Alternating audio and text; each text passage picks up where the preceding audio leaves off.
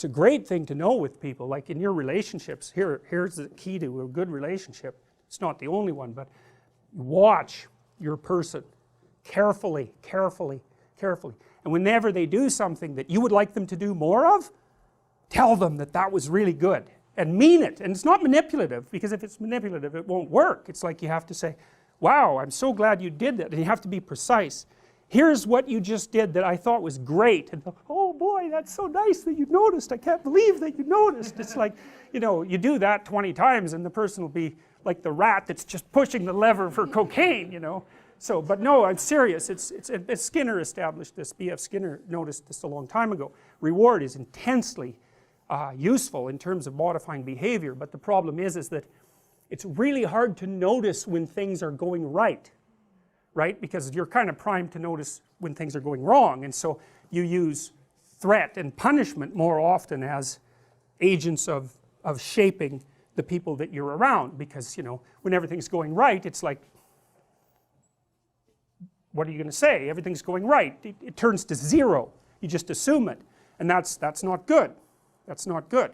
You want to pay attention, and if your person, your children, your wife, your whoever, your mother, your sister, if you want to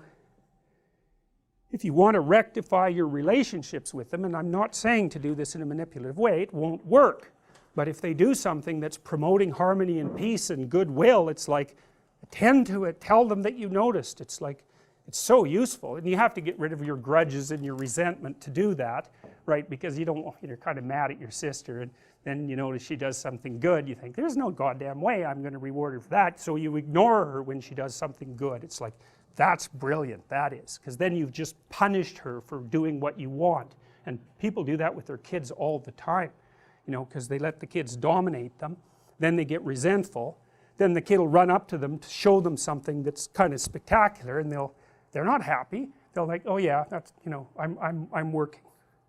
You know, little kid is all sad about that, and he's just learned something. So, and it's not perhaps what you want him to learn. And so you have to keep your relationship with your children pristine, and that means that you can't hold a grudge or resent them, and that means that you have to help them learn how to behave so that you like them.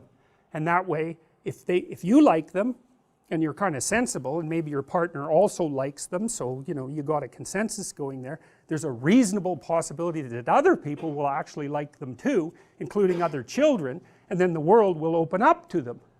You know, then you'll bring them to people's houses, and the people will actually smile at them and give them a pat on the head, instead of thinking, oh my god, that brat's coming to visit again, I wonder what he'll break this time.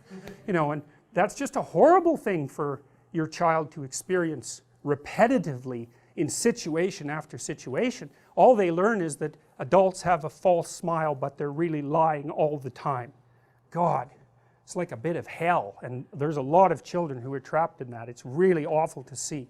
I can see kids like that when I walk down the street, you know, it's like they're little doomed things, and there they are, and you know, they're screwed in 15 different ways, and there's no way out of it. It's really awful. So I would not recommend that you do that. It's better to notice that you're a bit of a monster, or a lot of a monster, and notice that you are much happier with the people around you when they behave in accordance with reasonable social norms, and then you actually feel genuinely connected to them, and you want to work on their behalf so that everything works out. But if you think you're a good person and that you'd never do anything that was harmful to your children, then you can just forget about that, because you'll never take it seriously enough to actually learn.